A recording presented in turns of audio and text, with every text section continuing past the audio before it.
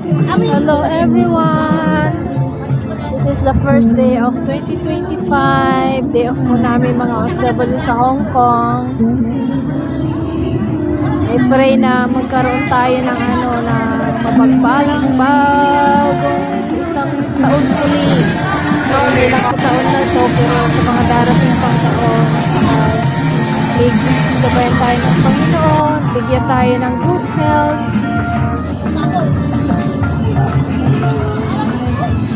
Good health sa lahat at God bless us all.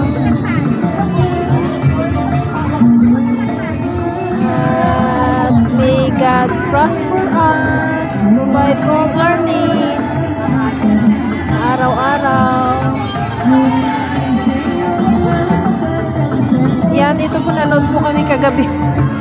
Yan sa TV yung countdown dito sa Hong Kong.